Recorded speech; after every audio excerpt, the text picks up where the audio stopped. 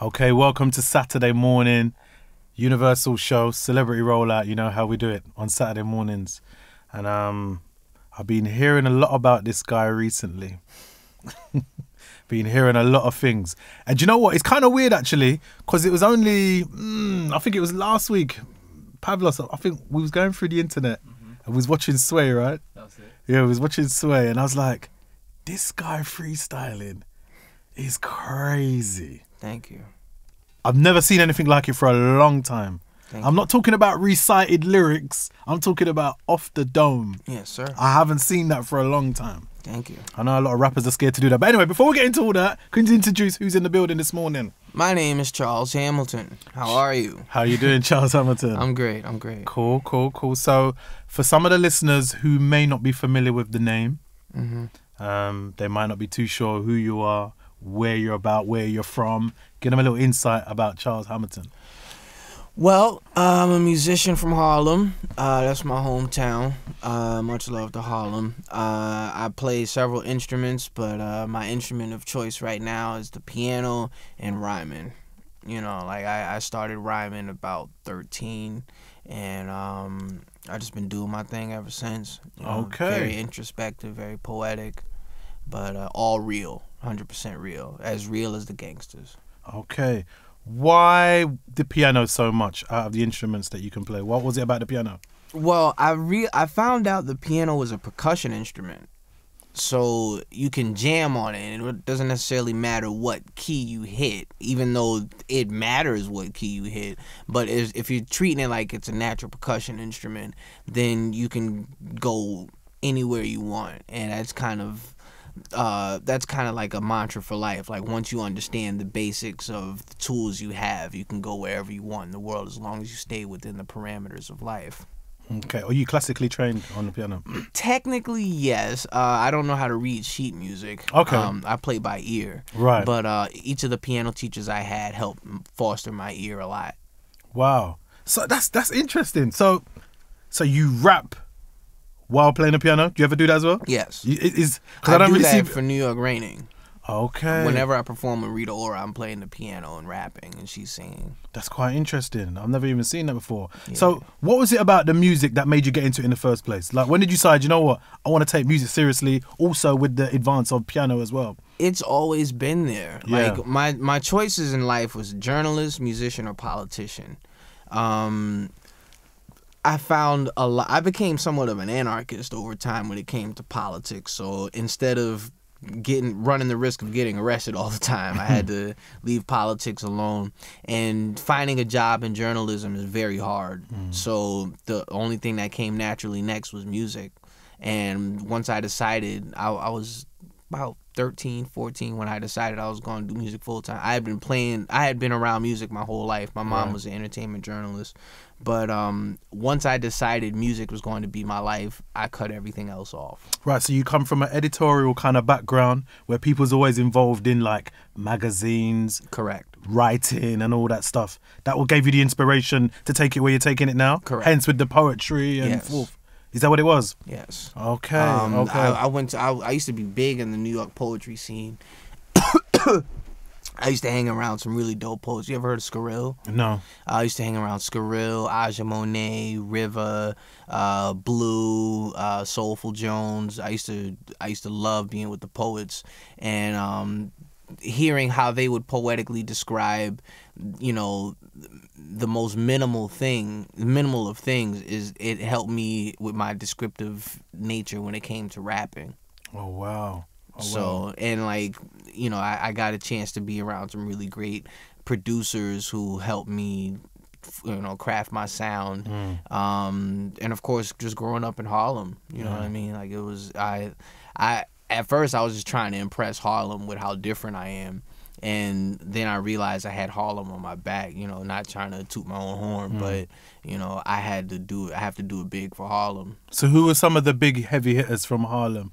Who are we talking about? Some of the big rap names from Harlem? Well, of course, Cameron. Right. Cameron, Big L, Joel Santana, Jim Jones. Man, there's so ASAP Rocky. Okay. There's so many people. Like, Harlem has its own mainstream. So like there's people like Dave East, who's on the come up, who's pretty big in Harlem, but not necessarily like a big mainstream act. You know what I mean? Like there's a lot of Smoking Numbers, like they're coming up in Harlem. I mean they're pretty big in Harlem, but like they're coming up in the mainstream. So, you know, you gotta catch people while they're hot. One of my favorite one of my favorite Harlem rappers is J.R. Ryder. Oh, bad. He's bad. Yeah, he's But dope. what happened to him anyway?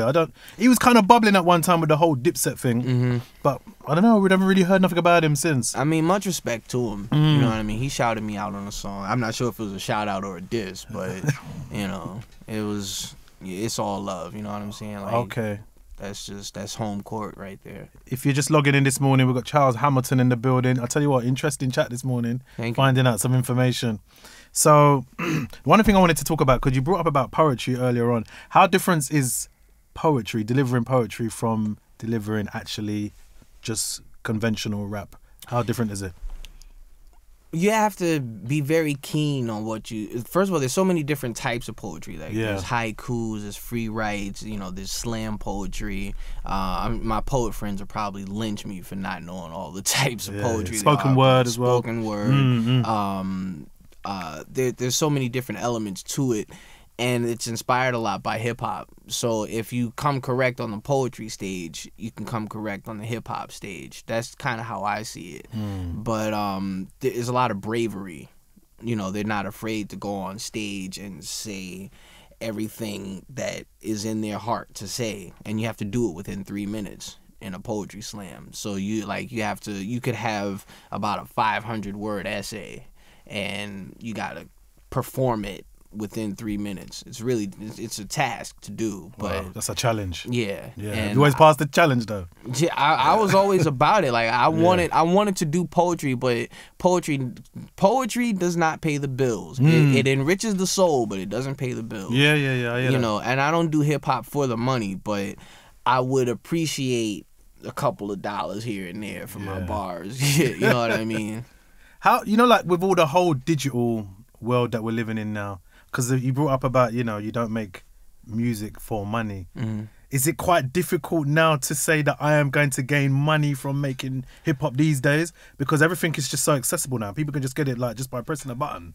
Do you know what I mean? I mean, you have to have a lot of respect for iTunes. iTunes is what's keeping the finances going in music. Which isn't to say anything about the record companies themselves. It's just, you know, you can have the easy access to music for a cost when it comes to iTunes, and that's really cool. I don't know what the new streaming services are going to do to the music business or what it could mean. Well, you know, like Jay-Z's just invented this. Was it Tidal? Is that the right word? I think it's Tidal. Tidal, something like that. Tidal. I don't know what that is, but Tidal, yeah. Something like that. Yeah, I don't know how that's gonna help or benefit you, someone like yourself. Well, I mean, Nicki Minaj raised a very good point about how streaming music doesn't necessarily generate revenue for the artist. So this could be the start of a record label. True. Interesting. You know what I mean? Like, interesting. And you just have to be prepared with a mass amount of music to go for it. And that's you know, I'm ready for it, but I'm very loyal to my label and my management. So, you know. Okay. You know, with foresight, you know, I welcome any opportunity, but I can't necessarily step out of bounds too much. Yeah. I walk a fine line. Okay, so we've gone through a few things about the whole digital stuff, your background, where you're from, a couple of your influences as well. Let's talk about your music right now. So you got a track that is on rotation with Rita Ora. How did you two come about working together? Well, I was just jamming with the Invisible Men, and they had this really dope drum track, and it had a hook with it. So I learned what the hook was doing on the piano, and jammed out on it for the verses, and laid my verse down, and I simply asked if I can get Rita Ora on it, and they were like, yeah, and the rest is history. Oh wow, just like that. Yeah. So this actual track is taken from, where's it taken from? The Empire soundtrack. Empire soundtrack. It was made before, like, there was no I didn't think about Empire or anything when I wrote the song. Like, it wasn't even in talks. Like, the song got played for my old A&R Tubby, Right. and he played it for the people at Empire, and they loved it so much they wanted me to be on No, the the show. tune's nice. It's really soulful.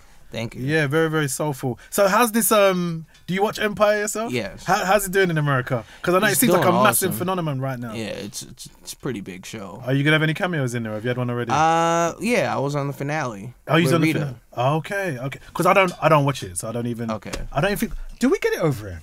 No. I don't. How Stream it. they have to. That's why. Stream it. That's why.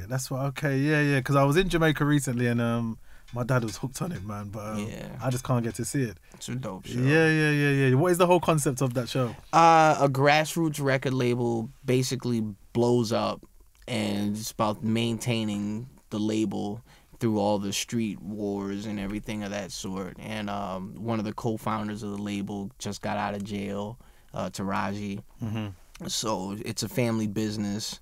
But they're going through the trials and tribulations of not only being a family business, but it being a hood family business, and just watching it blossom from there.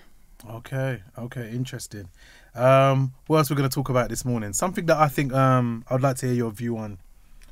The current state right now, in your eyes. I mean, all right, when you was growing up, who were give me 3 rappers that were always up there for you? 3 rappers. Can I give you 4? All right, give me 4 then. Jay-Z, Biggie, Nas, and Eminem. All right, they're all top shutters. How you feel about rap or hip hop in 2015? When you're looking at those 4 guys, what they mean to hip hop and what they've done for hip hop, do we have that precedence today?